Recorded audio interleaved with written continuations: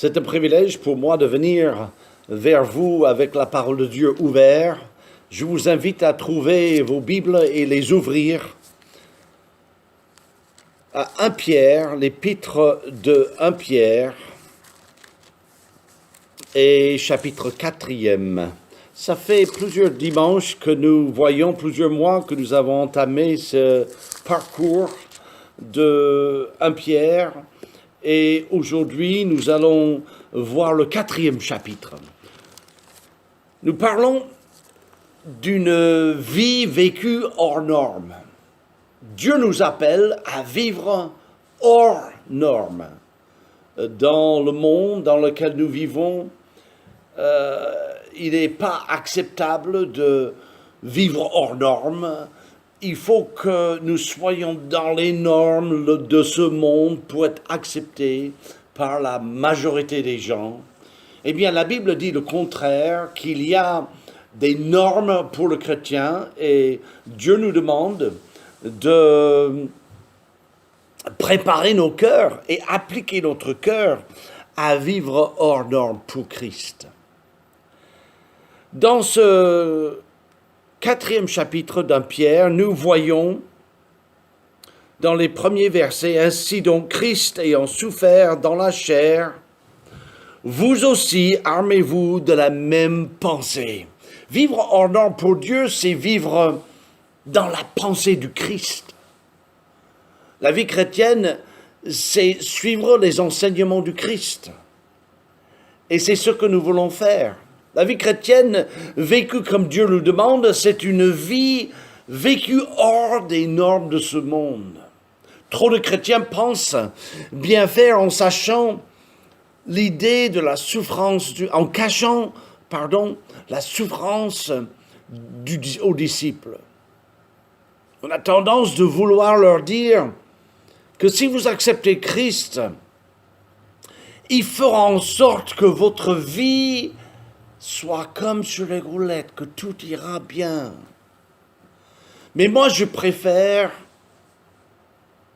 vous dire et vous prévenir tout de suite que si vous vivez pour Christ, si vous êtes venu à Christ pour avoir une meilleure vie, eh bien, préparez-vous à être déçus. C'est vrai qu'en vivant pour Christ, on a une meilleure vie dans un sens, mais notre éternité est hors de ce monde. Il y a une chanson qui dit « Je préfère être l'homme le plus pauvre au paradis que d'être l'homme le plus riche en enfer. » La vie chrétienne est une vie meilleure que la vie du non-chrétien, rien que pour la présence que Dieu nous accorde. Sa présence, sa paix. Il accorde sans parler de la destination qui nous est réservée. Qu'avons-nous? Pour vivre la vie chrétienne hors norme, l'apôtre Pierre veut nous aider à saisir les leçons sur la croix de Christ, les leçons sur la grâce de Dieu, et troisièmement, la fournaise de l'épreuve. Il veut que nous soyons conscients de cette fournaise de l'épreuve. Quelles sont des leçons à retenir? D'abord, nous allons voir une vie chrétienne hors norme. C'est une vie à l'ombre de la croix de Christ. Vous le savez, je le sais, le monde le sait, Christ a souffert. Premier point, Christ a souffert. Quand on parle de la croix, nous parlons du supplice le plus affreux que le monde a connu jusqu'à présent. C'est le supplice le plus affreux que l'être humain a pu inventer. C'est pas une surprise, puisque Ésaïe, chapitre 53, a décrit la croix de Christ que les Romains ont inventée quelques siècles plus tard. Jésus a subi ce supplice pour nous donner l'exemple. Il veut nous donner l'exemple. Et cet exemple, c'est à nous de le suivre. Ainsi que nous voyons dans le premier verset, chapitre 4, verset 1er, ainsi donc Christ, ayant souffert dans la chair, vous aussi armez-vous de la même pensée. Une vie vécue hors norme, c'est une vie vécue avec la pensée de Christ. Oh, que Dieu nous aide à avoir à toute occasion la pensée du Christ. Le ainsi fait référence à ce qui était dit auparavant. Christ a souffert pour en finir avec le péché. Romains 6, 9 nous dit, sachant que Christ ressuscité des morts ne meurt plus, la mort n'a plus de pouvoir sur lui. Et un jour, merci Seigneur, le péché n'aura plus de pouvoir sur nous. Nous serons exempts de la présence même du péché. Et mon cœur languit après ce moment. La croix du Christ est un exemple pour nous. Soyons-en finis, nous aussi, avec le péché. Arrêtons de pécher. Crucifions nos convoitises de la chair pour faire sa volonté. Le temps qui nous reste à vivre. Car celui qui a souffert dans la chair en a fini avec le péché afin de vivre non point selon la convoitise des hommes, mais selon la volonté de Dieu. Non seulement la croix de Christ nous permet d'employer sa souffrance pour notre victoire sur le péché, mais aussi la croix de Christ nous transforme. Le monde vit dans ses passions, ses excès, ses idolâtries criminelles. La croix du Christ nous permet d'être raisonnables et recommandables. Le verset 3 nous dit, c'est assez en effet d'avoir dans ces temps passés accompli la volonté des païens en marchant dans la dissolution, les convoitises, l'ivrognerie, les excès du manger et du boire, les idolâtries criminelles. Aussi trouve-t-il étrange que vous ne participez pas dans ces mêmes débordements. La croix nous permet de dire non au péché. La croix de Christ nous permet la victoire et nous transforme. Mais attention, Christ nous révèle que le monde est sans nous merci. Le monde est sans merci à notre égard. Prendre la décision de vivre selon Christ et on vous prendra pour quelqu'un d'étrange, quelqu'un de bizarre. Parle derrière notre dos. Au travail, l'autre fois, un de mes collègues dit « Tu ne fumes pas, tu ne bois pas. Mais qu'est-ce que ça veut dire? Tu sais pas vivre, toi ?» Eh bien si, justement, je sais vivre. Attention, les ivrogneries, ça vous met dans toutes sortes d'embarras. Il y a quelques années, quelqu'un est venu me retrouver pour dire qu'il y a quelques années, quelque temps, il est allé à une fête d'anniversaire, il y avait eu de la boisson, il en a bu un, il en a bu deux, jusqu'au moment où il ne sait plus ce qu'il faisait. Et le lendemain, m'a-t-il dit, je me suis réveillé, et il y avait une femme dans le lit avec moi.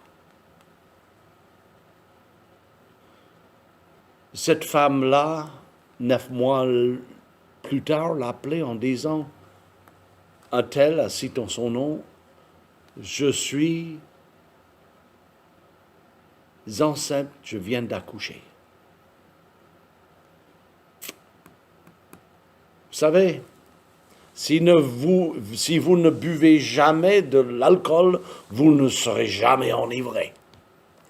Et c'est ce que le Seigneur veut pour nous. Mais conscient que si vous ne vous conformez pas au siècle présent dans lequel vous vivez, vous serez mal vu, parce que leurs normes ne sont pas nos normes. L'Évangile est annoncé aux morts.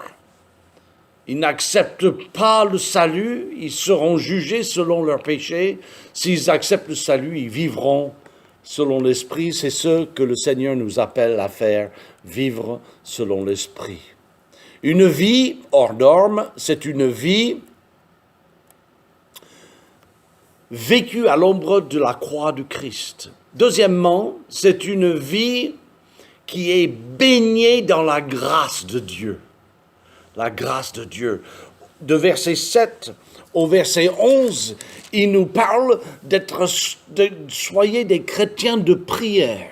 Oh, que le Seigneur nous aide à avoir une vie de prière sérieuse. La fin de toutes choses est proche, verset 7, soyez donc sages et sobres pour vaquer à la prière. Qu'est-ce que ça veut dire? Vaquer à la prière. Soyons des chrétiens de prière. Vaquer à la prière, c'est de mettre un panneau devant votre porte, vacant. Vacant. Rendez-vous absent au monde pour vous écarter à la prière. Je remercie le Seigneur énormément tous les matins quand il me réveille. Il me réveille pour vaquer à la prière. Témoignage que je vais vous donner, j'ai beaucoup lutté toute ma vie pour avoir une vie de prière. Vaquer à la prière. Rendez-vous absent au monde pour pouvoir prier. Et depuis quelque temps, le Seigneur me réveille tous les matins. Parfois, c'est très tôt, midi, minuit. Ça dépend de l'heure que je me couche, mais après avoir dormi un quelque peu, il me réveille, je m'écarte, je me mets à l'écart, je prie, et puis je me recouche. Je finis ma nuit, mais c'est un moment privilégié que le Seigneur m'accorde et me réveille pour vaquer à la prière. Retirez-vous, mettez-vous à l'écart, priez. Soyez des gens remplis d'amour, non seulement pour prier, mais remplis d'amour pour les autres. Il nous dit, dans les versets 8 et 9, exercez l'hospitalité envers les uns et les autres sans murmure. Soyez des gens qui s'aiment ardemment. Soyez indulgents. Soyez hospitaliers. Et il dit sans murmure. Moi, j'ai invité un frère encore. Oh là là, je n'ai pas envie. Agissons comme des dispensateurs de diverses grâces. Chacun de nous avons un don à exercer. Je ne vais pas m'étaler sur Romains 12. Je crois que Ben, dans ses ateliers, ses études, parle largement de cela. Mais nous avons des dons à exercer et Dieu nous donne ces dons par son esprit et il faut que nous les exerçons.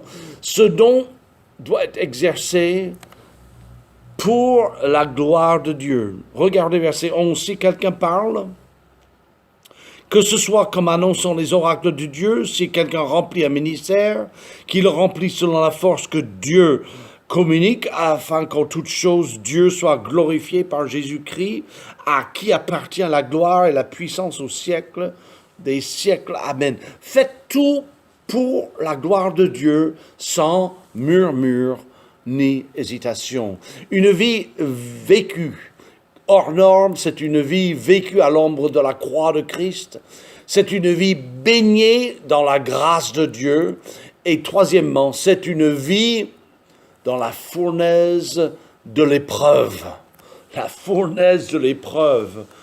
des frissons quand je parle de la fournaise de l'épreuve, parce que si vous avez été chrétien depuis quelque temps, vous savez ce que c'est l'épreuve, les épreuves, la fournaise de l'épreuve que Dieu prépare pour nous préparer à notre avenir glorieux avec lui, auprès de lui. Et il nous permet par ces épreuves de nous identifier avec la croix de Christ, la souffrance de Christ et la purification de notre chair qui a besoin d'être crucifiée et notre avenir qui sera glorieux. Ne soyez pas surpris par les épreuves. Il nous le dit au verset 12. Bien-aimés, ne soyez pas surpris comme une chose étrange qui vous arrive de la fournaise qui est au milieu de vous pour vous éprouver. Ne soyons pas surpris quand une épreuve arrive dans votre vie. Comme dirait l'autre, Dieu savait que ça allait arriver. Dieu savait que cette épreuve allait venir dans notre vie. Ne soyons pas surpris. Qu'est-ce qui vous surprend? Est-ce que ça vous surprend lorsque vous parlez de Dieu et on vous rejette?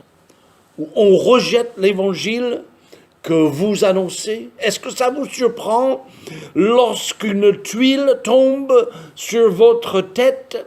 Est-ce que ça vous surprend quand vous devez faire face à une difficulté quelconque? Ne soyez pas surpris. Sachez que Dieu est en train de préparer des épreuves pour nous conformer à son image. La foi qui est en nous est là pour nous éprouver. Il parle de la fournaise. Dans le chapitre 1 de 1 Pierre et verset 7, il nous dit ceci. Ne soyez pas, vous soyez attristés. Verset 6, pardon. C'est là ce qui fait votre joie, quoique maintenant, puisqu'il le faut, que vous soyez attristés pour un peu de temps, par les diverses épreuves, afin que l'épreuve de votre foi, plus précieuse que l'or périssable, qui cependant est éprouvé par le feu, ait pour résultat la louange, la gloire, l'honneur, lorsque Jésus-Christ apparaîtra pour peu de temps. Cette épreuve, quelle qu'elle soit, par laquelle vous passez, c'est une fournaise de peu de temps que vous traverserez et ensuite vous aurez la gloire de Dieu et le privilège de passer votre éternité lorsque Jésus-Christ apparaîtra. Eh bien, mes frères et sœurs, soyons tous conscients du fait que nous serons tous dans la persécution, dans les épreuves. 2 Timothée 3, 12, Paul disait à Timothée, « Tous ceux qui veulent vivre pieusement en Jésus-Christ seront persécutés. » Jésus lui-même a dit, « Ne soyez pas surpris par les tribulations, mais moi j'ai vaincu toute tribulation. » Non seulement ne soyez pas surpris par les épreuves, mais soyez joyeux dans les épreuves. Ça, c'est moins évident, n'est-ce pas? On ne se réjouit pas de l'épreuve, mais on se réjouit dans l'épreuve. Vous voyez la nuance? Il y a quelque temps, j'étais en voiture, il y a longtemps même, quelques vingtaines d'années, j'étais en voiture et les voitures devant moi se sont arrêtées en plein voie rapide. Et je pile et boum! Je rentre dans la voiture devant moi. J'avais à côté de moi un jeune missionnaire américain. Il a dit « Gloire à Dieu !» J'ai dit « Tais-toi, toi !» Gloire à Dieu. Il a dit « Réjouissez-vous dans les épreuves. C'est une épreuve que le Seigneur nous donne. Eh bien, réjouissons-nous. » Eh bien, on ne se réjouit pas de l'accident, on se réjouit qu'il nous préserve dans l'accident. Et c'est un privilège d'être accompagné par le Seigneur. Dieu nous permet de comprendre un tout petit peu de ce que c'est la souffrance et quelle était la souffrance du Christ. Notre Seigneur, notre Dieu, notre Roi a souffert le plus pénible des morts et nous devons être épargnés de toute épreuve.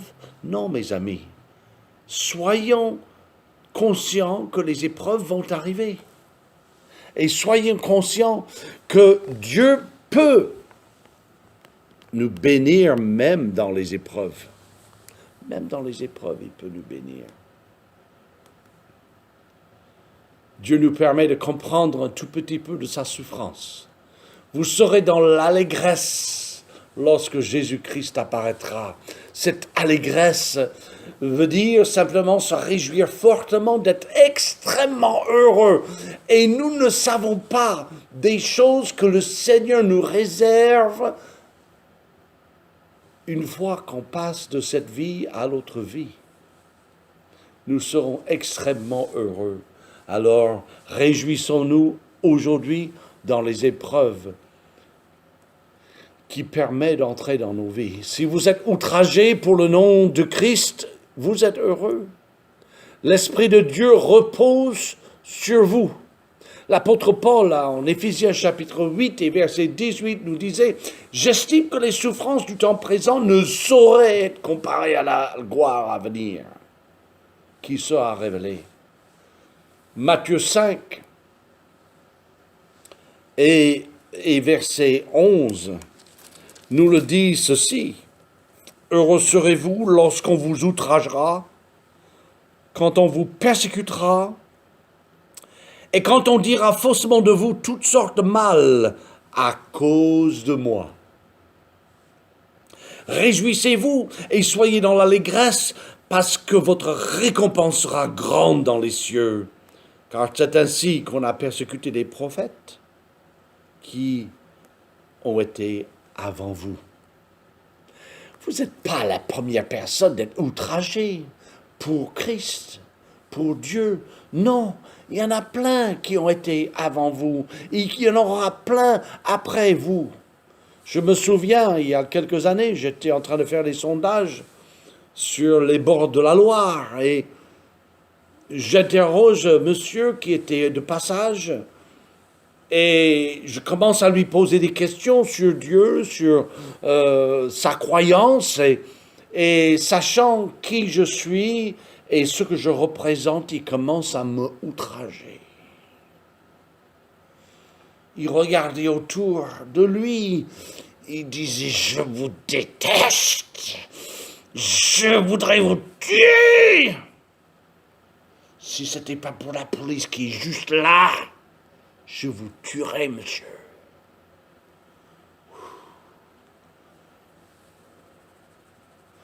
Dans ma chair, je tremblais. Et dans ma chair, je me suis dit, ça vaut pas la peine faire des sondages s'il faut être outragé comme ça. Puis je me suis assis sur un banc pour réfléchir, pour garder mes pensées, pour considérer ce qui m'est arrivé et je relis ce passage. Matthieu 5, verset 11.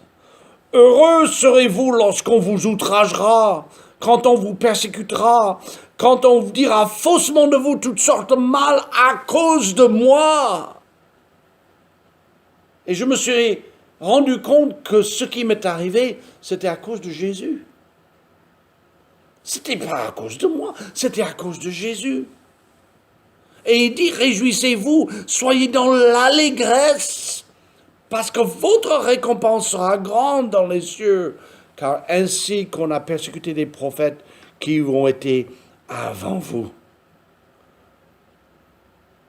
Le Seigneur est bon de nous donner de la joie. Alors j'ai repris mon cahier, mon calepin, et j'ai repris mon stylo, et j'ai dit, je ne vais pas m'arrêter aujourd'hui, je vais continuer à annoncer l'évangile à ceux mêmes qui ne veulent pas entendre. Oh, que le Seigneur nous donne la joie d'être outragés, parce que le Seigneur nous donnera la joie.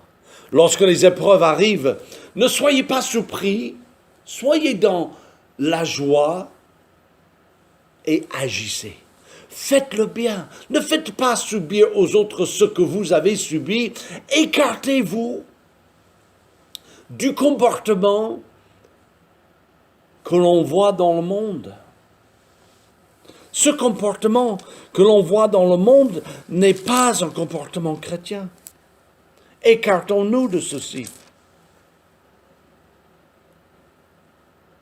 Réjouissez-vous, verset 13, au contraire de la part que vous avez aux souffrances de Christ, afin que vous soyez aussi dans la joie et dans l'allégresse lorsque sa gloire apparaîtra.